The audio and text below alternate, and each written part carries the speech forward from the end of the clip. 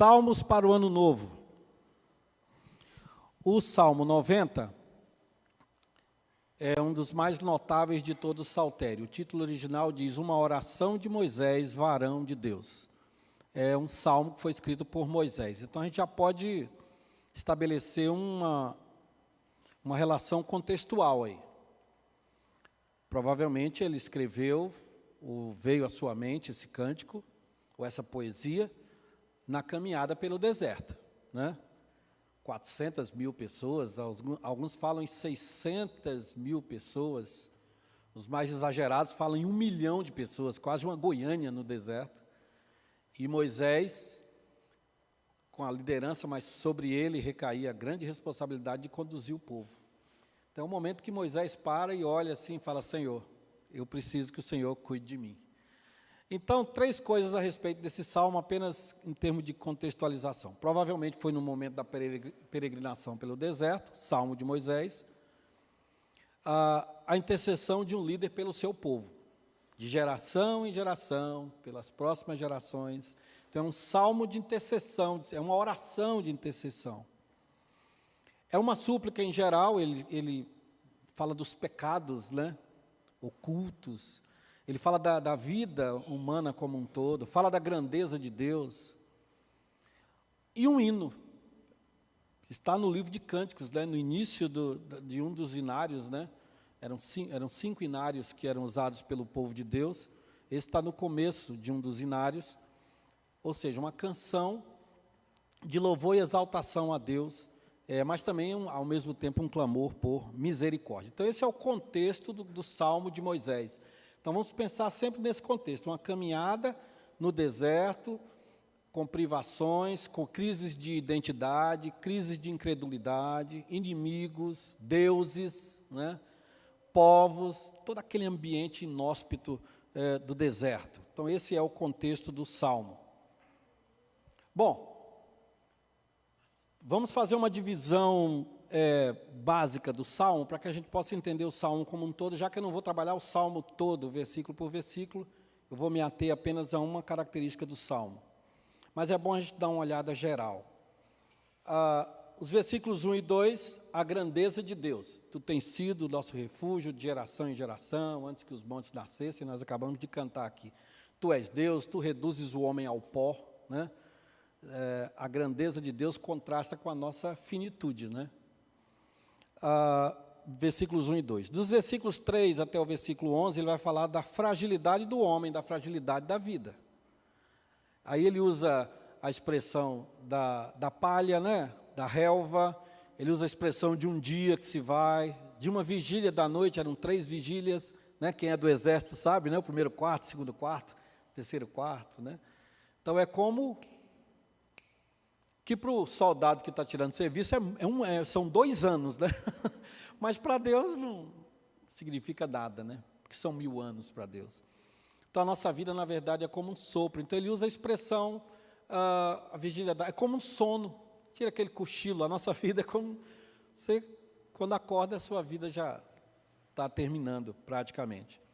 Então a fragilidade do homem, a fragilidade da vida, ele usa essas figuras, né? Da relva, né, da noite, da vigília da noite. No versículo 12, tem um clamor do salmista. Ele diz: ensina-nos a contar os nossos dias para que alcancemos coração sábio. Então, um clamor, versículo 12. O versículo 12, eu gosto de colocar ele linkado com o versículo 15, que ele diz: alegra-nos por tantos dias quantos nos tens afligido, por tantos anos quantos suportamos a adversidade. Então, é um clamor. Senhor, cuida de nós, ensina-nos, né? E por último, versículos 13 a 17, um clamor pessoal e pelo povo, né? Senhor, cuida de mim, cuida de nós, cuida do teu povo, seja sobre nós a graça do Senhor. Eu quero enfatizar nessa conversa que nós vamos ter aqui, o versículo 12. Ensina-nos a contar os nossos dias para que alcancemos coração sábio, né? Acho que todo mundo sabe esse versículo de cor, né? Ensina-nos a contar os nossos dias para que alcancemos coração sábio. Salmo 90, versículo 12. Olha que coisa interessante. Então, vamos por partes, né? Vamos entender esse versículo por partes. Eu acredito que ele é o centro, é o cerne, né?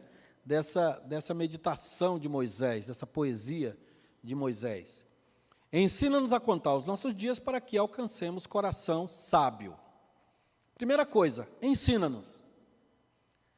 O salmista parte do princípio de que nós somos incompetentes diante da grandiosidade da própria vida que Deus nos dá e da grandiosidade do próprio Deus, a gente gerenciar a nossa vida. E essa é a grande dificuldade do homem. É ele assumir a sua incompetência de gerir a sua vida. Moisés, Deus, principalmente, se refere ao povo como um povo de dura cerviz. Qual é a grande dificuldade do jovem, do homem ou da mulher na adolescência? É que ele quer viver a vida do jeito dele. Com relação a Deus, da mesma forma. Então, nós precisamos de ensino, de um aprendizado eficiente e verdadeiro. Então, quando ele diz ensina-nos, ele parte do princípio de que ele não sabe. A ideia aqui é me mostra, me diz como é que eu enfrento, me dá a dica, me mostra o caminho. Então, ele está reconhecendo a incompetência dele e a necessidade de um aprendizado eficiente e verdadeiro. É quando você está perdido e não tem GPS, né? E você tem que pedir informação a alguém. Ó, como é que eu chego em tal lugar? Né? E geralmente o homem tem dificuldade de fazer isso. Né? Você está dirigindo, a esposa para perguntar, estou sabendo. Né?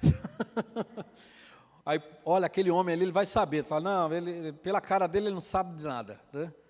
E aí você fica dando voltas. A ideia do salmista é, eu não sei. Eu preciso que o Senhor me ensine. Então, diante da grandeza de Deus, diante da fragilidade do homem, ele diz assim, diante do desafio do próprio deserto, da própria vida, ele fala assim, Senhor, me ensina. Moisés provavelmente aí já estava chegando numa idade avançada, né? Ele morreu com 120 anos, mas começou o ministério dele, né, assim, a caminhada, ele já tinha 80, então já estava cansado. E ele fala, Senhor, eu não sei. Agora, Moisés podia ter dito, gente, sabe com quem vocês estão falando? Dado uma carteirada aí. Sou Moisés, gente. Sou líder. Ele chega para Deus e fala, eu não sei. Então, o princípio que esse salmo nos ensina é o princípio do reconhecimento da nossa incompetência, da necessidade de um aprendizado eficiente, porque vem de Deus, o Criador de todas as coisas, e verdadeiro, porque Ele é o verdadeiro Deus, Ele tem sido o nosso refúgio de geração em geração. É interessante que a palavra refúgio, ela pode ser traduzida também como casa, habitação, nosso aconchego, né? Nossa segurança. Então o salmista, ele diz, eu não sei.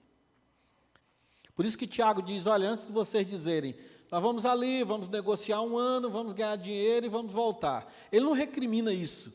Ele diz assim, pelo contrário, vocês deveriam dizer, se o Senhor quiser, faremos isso ou aquilo. Então, o ensino é para que a gente diga para Deus, Senhor, eu não sei.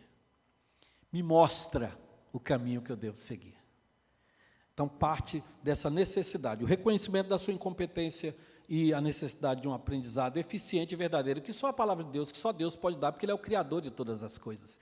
De eternidade a eternidade, Ele é Deus. Tu és Deus. Nós voamos. Tu és Deus. Nós voamos. E o ímpio, aquele que não entrega a vida para Deus dirigir, é pior ainda. O Salmo 1 se refere ao ímpio. Ímpio que eu falo é aquele que não crê em Deus, como a palha que o vento dispersa. Agora imagina uma palha que o vento dispersa. Triste, né? Se para nós é difícil, imagina para quem não tem Deus como referência. Então fica aí o desafio para mim e para você. Se você não crê em Deus, Deus é o nosso refúgio de geração em geração. Ele trabalha por aqueles que esperam nele.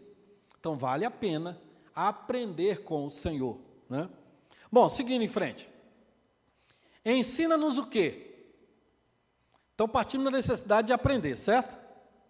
Como diz a música, eu preciso aprender um pouco aqui, né? Eu preciso aprender um pouco ali. Ensina-nos o quê? A contar os nossos dias. E aí, existem N interpretações, né, do que seria contar os dias. Paulo fala, remir o tempo, porque os dias são maus, né, a ideia de comprar o tempo para si. Eu tenho algumas sugestões de interpretação dessa expressão, contar os dias. Primeiro, viver um dia de cada vez. Se eu pedir para nós contarmos aqui de 1 a 5, nós vamos contar, ou 5 segundos, nós vamos contar 1001, 1002, 1003, 1004 e 1005. Não dá para contar 1001, 1003, 1005, não deu tempo. Eu tenho que contar um de cada vez, 1, 2, 3, 4 e 5. Então, contar os dias é viver um dia de cada vez. Jesus Cristo diz, basta cada dia o seu mal. Aliás, Jesus diz, tome a sua cruz cada dia. Então, a coisa ela é diária. Deus fez o mundo numa sucessão de dias. Deus colocou o tempo para a gente administrar. Viver um dia de cada vez. Não quer dizer que eu não vou planejar para o futuro, não quer dizer que eu vou ser um inconsequente. Mas toda caminhada começa com o primeiro passo. Eu tenho que viver dando passos. Deito-me e pego no sono. Acordo porque o Senhor me sustenta. Então, viver um dia de cada vez. Tomar a cada dia a sua cruz. Dia após dia.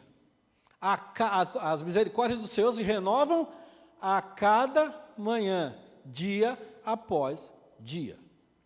Segundo, avaliar corretamente os nossos dias. Quando eu falo viver um dia de cada vez, né, o acaso vai me proteger enquanto eu andar distraído, deixa a vida me levar, como é, Noemi? Sabe, né, irmã? Deixa a vida me levar, a vida leva eu. Né? Vamos embora, a ideia não é essa. É avaliar corretamente os nossos dias. Por isso que ele diz, sacia-nos de manhã a tua benignidade e a tua misericórdia. É viver um dia de cada vez, mas viver um dia avaliando corretamente cada um deles. Ou seja, utilizar o tempo de forma produtiva. Produtiva para Deus, produtiva para os outros, produtiva diante daquilo que Deus quer de mim, da vontade de Deus na minha vida. Por isso que ele diz, Senhor, toma conta da minha vida, até daqueles pecados que eu acho que o Senhor não sabe, mas o Senhor sabe. Fala dos pecados ocultos. É saber que a nossa vida está na presença de Deus, irmãos. É entender que Deus nos deu a vida para ela ser vivida, mas ser uma vida com propósito, ser uma vida produtiva para Ele. Amar o irmão, pregar o Evangelho, crescer em santidade, exercitar os dons, interceder pelos que têm dificuldade, necessidade, orar uns pelos outros, para crescer na santidade de Deus, ler a Bíblia, meditar, orar, trabalhar, nos divertirmos, quer comais, quer bebais, ou façais outra qualquer coisa, fazei tudo para a glória de Deus, dia após dia. Todos os dias te bendirei e louvarei o teu nome. Essa é a proposta do salmista. E isso é utilizar o tempo de forma produtiva. Então, isso é contar os dias. É olhar para a vida e dizer assim, olha, eu não sei quanto tempo Deus me deu, mas eu quero viver esse tempo que Deus me deu agradando a Ele. E Deus não mandou ninguém no mundo a passeio. Nós não fomos salvos, né, os famosos 3 S's, né? Salvos, sentado e satisfeito. Salvos, sentados e satisfeitos. Deus nos deu um projeto pessoal e um projeto como igreja. Então, contar os dias é viver a vida de uma forma produtiva, ou utilizar o tempo de uma forma produtiva. Em quarto lugar, é olhar para o futuro da nossa existência. Valvin, mas não é viver um dia de cada vez? Mas nós temos uma caminhada. Paulo diz que eu prossigo, eu vou me desembaraçando das coisas, né, que me assediam, mas eu prossigo para o prêmio da soberana vocação em Cristo Jesus. Eu prossigo para o alvo, eu tenho um alvo. Eu sei em quem tenho crido, eu sei que Ele é poderoso para guardar o meu depósito até aquele dia. Então tem a ver com olhar a vida numa perspectiva positiva ou proativa, dizem alguns, mas olhar para o futuro da nossa existência. Quer vivamos, quer morramos, somos do Senhor. Então é olhar para a vida de uma forma positiva, ou de uma forma progressiva, de uma forma em que eu estou sendo levado, estou sendo conduzido pela graça de Deus para cumprir aquilo que Ele quer que eu cumpra. Por isso que Paulo diz, todas as coisas cooperam para o bem daqueles que amam a Deus, que foram chamados segundo o seu propósito. Então, contar os nossos dias é viver um dia de cada vez, é avaliar corretamente os nossos dias, e Deus nos ensina isso através da sua palavra e através da oração. É utilizar o tempo de forma produtiva, é olhar para o futuro da nossa existência. Eclesiastes vai tratar isso claramente. Ele vai dizer que há tempo para tudo. Mas se você não souber distinguir esse tempo, no final, é vaidade. É correr atrás do vento. Aí eu volto ao Salmo 1, é a palha que o vento dispersa. Então o salmista quer que nós aprendamos, irmãos, em oração, a dizer assim, Senhor, eu quero viver uma vida produtiva para o Senhor, no seu ambiente de trabalho, na sua casa, na igreja. Eu já falei isso da outra vez e vou repetir hoje à noite, né? E vou falar agora também. A gente não veste uma roupa de crente quando vem para a igreja, né? E tira essa roupa quando a gente sai da igreja. Daqui a pouco o Ruiter vai desligar, né, o maquinário ali de transmissão, o diácono Carlos vai fechar a igreja, e a igreja vai ficar aqui fechada no escuro. Mas a igreja somos nós. O Espírito Santo ele não entra quando a gente chega aqui, chegou o Espírito Santo e sai depois. A ideia de vida, culto é existência, por isso que tem a ver com o futuro, né? Seguindo em frente, ensina-nos, eu preciso aprender, a contar os nossos dias, a viver a vida, né, com propósito, dia após dia, mas há um objetivo, para quê? Para que alcancemos coração sábio. Uma outra tradução poderia ser, faremos vir um coração de sabedoria. É interessante, irmãos, olha aí para a boa teologia, a soberania de Deus e a responsabilidade humana. Ele diz, nós é que vamos alcançar um coração sábio. É aquela ideia do ensino-aprendizagem, né? Ou ensino-aprendizado. Quando você vai ensinar seu filho a balançar, usar o balanço, né? Você ensina para ele, né? Você dá aquele empurrão e fala para ele, quando o balanço estiver lá em cima, você joga as pernas para cima, né? Quando o balanço voltar, você recolhe as pernas e dá outro impulso. Aí a criança acha maravilhoso e vai, e você está lá, mas daqui a pouco ela tira a mão, pai. Ela quer fazer por conta dela. Aí depois você ensina ela, quando estiver lá em cima, ela vai pular. Aí fica mais emocionante ainda, né? Quando você chegar lá em cima, você pula com tudo. Então ela vai achar maravilhoso aquilo. Mas quem dá o primeiro empurrão é o pai. O pai está ali, porque se alguma coisa der errado, ele segura. Mas a criança, ela vai sozinha. Bicicleta, a mesma coisa, né? Os que são pais aí de crianças, né, novinhas, vocês vão ter o privilégio de ensinar os seus filhos a andar de bicicleta. É uma coisa maravilhosa, né? Os meus, então, eu ensinei os dois ao mesmo tempo, né? Até tirar aquelas rodinhas, você vai levantando as rodinhas, né? Ele vai ficando inseguro ali, com medo. Aí você coloquei ele numa ladeira pequena, falei, ó, a primeira coisa que você tem que aprender, esquece o pedal, você tem que equilibrar na bicicleta, se equilibrar. Quando ele se equilibrou, eu falei, aprendeu? Agora você vai dar uma girada só, quando você sentir que a bicicleta está morrendo. Ele foi, mas não solta não, pai, deixa comigo. Eu fui segurando até ele aprender o equilíbrio e o girar dos pedais, né? Daqui a pouco eu soltei. Quando ele estava lá na frente, né? Pedro olhou para trás, você não soltou não, né, pai? Quando ele olhou, eu já tinha soltado. Gente, é emocionante você ensinar seu filho a andar de bicicleta. E os bikers dizem amém. Não é? É maravilhoso. O Pedro ficou 3 dias no condomínio andando de bicicleta, sem parar. A ideia, né, é uma ilustração simplória até, mas a ideia é essa.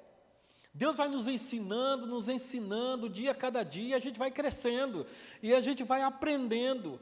faremos vir um coração de sabedoria. Que sabedoria é essa? É uma visão ampla e correta da vida a partir do ensino de Deus. É olhar de maneira ampla a vida a partir de quem? Do doador da vida, do dono da vida. Aí depois Jesus Cristo vem e diz: eu lhes dou a vida eterna. Quem tem o Filho tem a vida. Deus criou a vida, Deus te deu vida quando eu e você estávamos mortos nos nossos delitos e pecados, e Ele nos ensina a viver. Ele nos deu vida e nos ensina a viver. Olha que amor grandioso de Deus. Por isso que o salmista diz, Moisés diz: eu preciso, Senhor, para que eu aprenda a viver. Então a ideia não é apenas que eu vou dizer, Senhor, me ensina, eu quero receber. Não, eu quero aprender. A gente faz parte do processo, né? As quedas, né, fazem parte do processo. Então, uma visão ampla e correta da vida a partir do ensino de Deus. O Steve Jobs,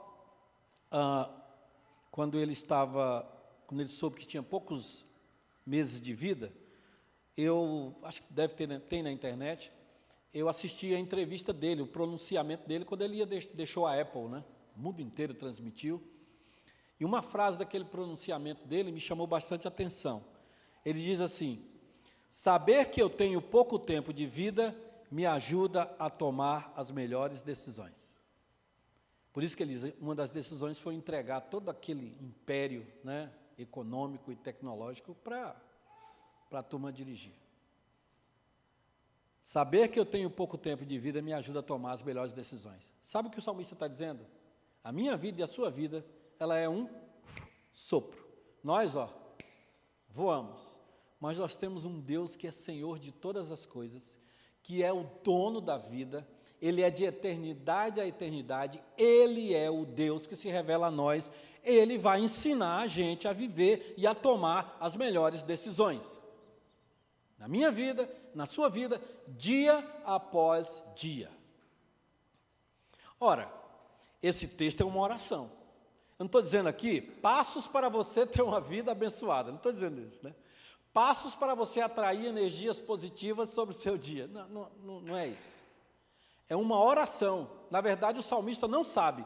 E eu digo para os irmãos que eu também não sei, estou aprendendo. Ontem mesmo, alguém me fez uma pergunta que eu não tinha como responder. Olha, eu não sei, vamos orar. Vou orar. Por isso que esse texto ele é uma oração, é um cântico oração. Senhor, eu não sei. Senhor, me ensina. Ensina a criar meu filho.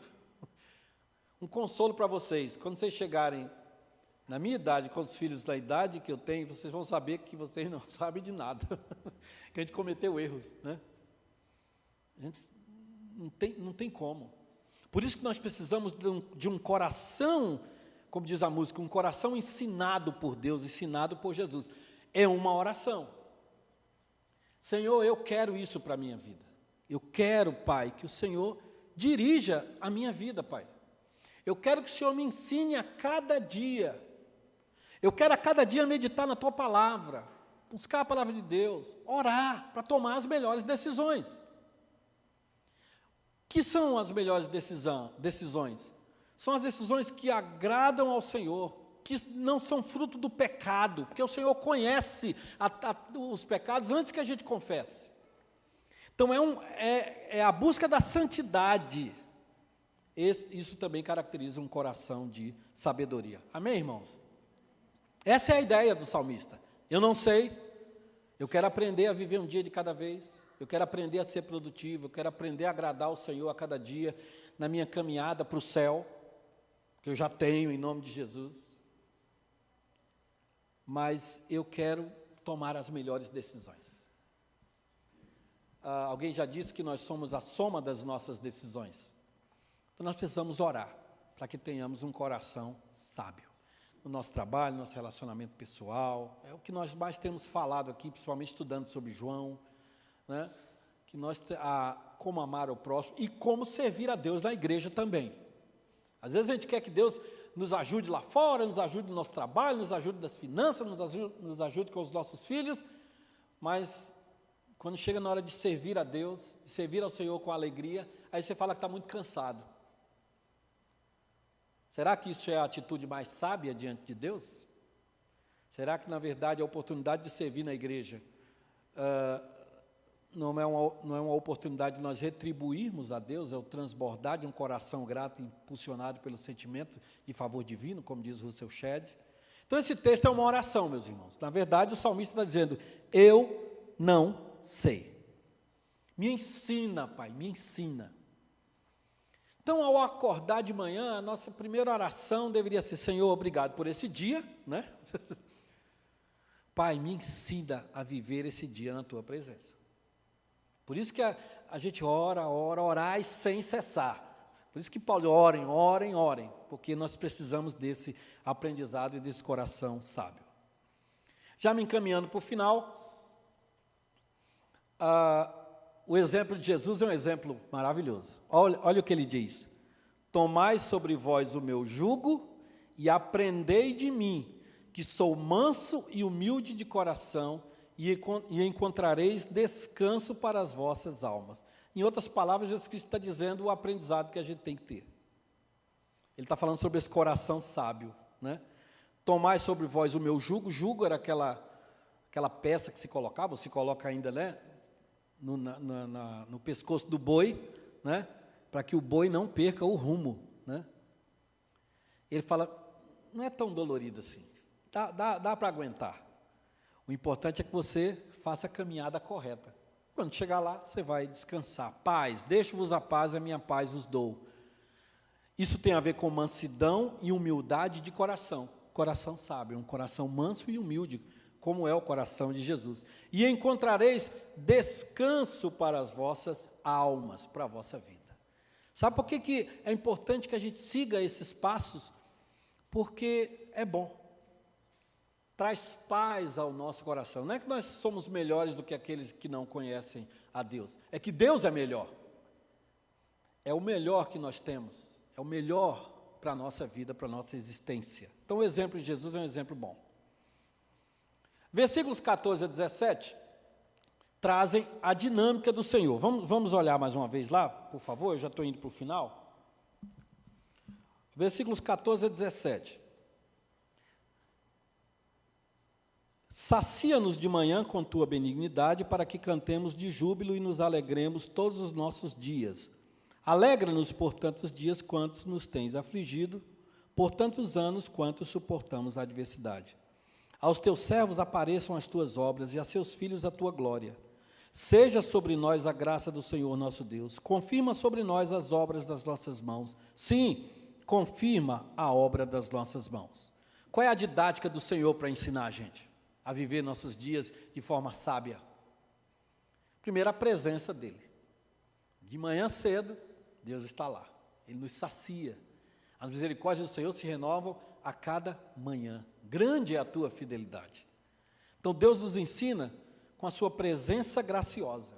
O Deus criador de todas as coisas, Ele tem sido o nosso refúgio de geração em geração, dia após dia, manhã após manhã. Por isso que o salmista diz, o Senhor tem sempre a minha presença. Andando Ele comigo, não serei jamais abalado. Ou andando na sua presença, não serei jamais abalado. Então, é uma presença graciosa, é uma presença bondosa, porque Ele nos sacia, né? Ele nos corrige, Ele nos levanta, Ele cuida de nós, como diz essa sessão aí. É uma presença alegre, Ele alegra o nosso coração, Ele coloca no nosso coração o louvor, a gratidão, e é uma presença gloriosa, porque Deus é poderoso, Ele é criador de todas as coisas, Ele é de eternidade a eternidade, Ele é Deus, Ele é Yahvé. Então, a sua presença graciosa, bondosa, alegre, gloriosa, verdadeira, irmãos, é que nos ensina. Por isso Jesus que diz, aprendei de mim, porque Jesus é quem? É o Emanuel, é Deus conosco, conhece a nossa estrutura. Então, a didática do Senhor é essa. Então, ensina-nos, eu preciso aprender, a contar os nossos dias, a viver a nossa vida, um dia de cada vez, avaliando, crescendo, remindo o tempo, como diz Paulo, crescendo no propósito de Deus na nossa vida. Para quê? Para que alcancemos um coração sábio, um coração ensinado por Deus, um coração que sabe tomar as melhores decisões. E quando erra também nas decisões, corre para Deus. Senhor, errei. Senhor, cuida de mim. Confessa, né? É o sentimento de mansidão e humildade que é apresentado por Jesus. Qual é o método de ensino de Deus? A presença dele. Era a caminhada do povo no deserto, Deus estava lá. De dia, uma nuvem dando sombra, de noite, uma coluna de fogo dando direção para o povo. E o povo às vezes não via, viu gente? O povo às vezes questionava. Ele, Senhor, continua, Pai, continua. Porque a morte referida pelo salmista, por Moisés, nada mais é do que o salário do pecado. Ele fala que a nossa vida, no máximo vai a 80, canseira, enfado. 1000 anos, que se a gente vivesse 1000 anos, ele quer dizer isso, seria muito pouco diante da grandeza da eternidade de Deus. Então, independente disso, nós devemos viver cada dia na presença de Deus, que nos deu a vida eterna em Cristo Jesus. Bom, resumindo, seria mais ou menos assim: nós temos um mestre, ou o mestre, aquele que tem sido nosso refúgio de geração em geração. Nós temos os alunos, somos nós. Ensina-nos, sacia-nos. É uma oração, né, que inclui a todos nós. Então nós somos os alunos. Precisamos aprender com Deus, com a sua palavra. Por isso que nós estamos aqui na escola bíblica. Há um conteúdo. O conteúdo é como viver a vida. Como viver a vida debaixo da orientação de Deus. Como aprender sobre a vontade de Deus. Nós estamos aqui para aprender. O conteúdo é esse, é a viver. Por isso Jesus diz que Ele é a vida, Ele dá a vida eterna, para que todo aquele que nele crê não pereça, mas tenha vida, e vida eterna. E Jesus diz mais, gente, não tem ninguém que tenha deixado tudo para me seguir, que não tenha ganho muitas vezes mais, nessa terra e depois na vida eterna. Então começa agora, né? Começa agora o aprendizado. Há um objetivo, o objetivo é um coração sábio, coração ensinado por Deus, coração que vive em paz, achareis descanso para as vossas almas. E a didática? A didática é a presença de Deus. Ele é o pai, Ele é o pastor, Ele é o juiz, Ele às vezes dá uma cacetada aqui, né? Às vezes deixa você sozinho para você quebrar a cara. Deus tem várias maneiras de agir na minha vida e na sua vida. Um parênteses rápido, faz parte de um outro estudo. Na Bíblia a gente vê, proclamarei o decreto do Senhor, diz o salmista. Aí depois ele vai dizer, Senhor, eu confio nos teus decretos. Espera aí, é o decreto ou os decretos? É um só ou são vários? Bom, Deus tem um propósito soberano sobre todas as coisas. Agora, Ele tem vários propósitos na minha vida, na vida do Jairo, né? Na vida de cada um dos irmãos, na vida do Paulo, na vida do Carlos. Deus tem os propósitos dele na minha vida e na sua vida. Mas tudo faz parte de um grande desígnio de Deus para o seu povo. É isso que Deus queria, é isso que Moisés queria que o povo entendesse. A nossa vida, ela não está solta. Deus tem um propósito para a sua vida, para a minha vida. Isso dá sentido. Então, se eu tenho 10, 15, 20, 50, 60, 80, 90 anos, a Bíblia diz que na velhice darão ainda frutos. Um dia eu vou falar aqui sobre a morte de Moisés. Moisés foi um dos caras que teve a morte mais interessante. Um dia eu vou falar sobre isso. A morte de Moisés foi assim, muito legal, por que eu falei. Muito interessante o processo de morte de Moisés. Não vou dar spoiler, é spoiler que fala, eu não vou dar spoiler não. Um dia eu vou falar aqui sobre isso, né? Como é que foi a morte de Moisés? Interessantíssimo, depois você lê lá no Deuteronômio. Então assim, o aprendizado é esse. Esse é o aprendizado que Deus quer que a gente tenha. Essa é a didática do Senhor. Bom, o que é que eu espero ao meditar nesse salmo, irmãos? É que nós tenhamos um dia abençoado, nós tenhamos dias abençoados na presença de Deus, e que você saia daqui com quem está nos acompanhando na internet, saia daqui com um profundo desejo de viver cada dia na presença de Deus. Amém? Segunda-feira, a gente fala, segunda-feira eu começo a dieta, né? Segunda eu vou começar a correr, vou correr 50 quilômetros por dia. É segunda. Aí depois fala, não, segunda não, porque segunda ainda estou meio assim, mas na terça, sem falta, vamos deixar passar janeiro. Janeiro, depois do carnaval eu começo, né? Aí depois você fala, não, mas aí, complicado. Vamos fazer o seguinte, vamos jogar lá para junho, parou de chover, né?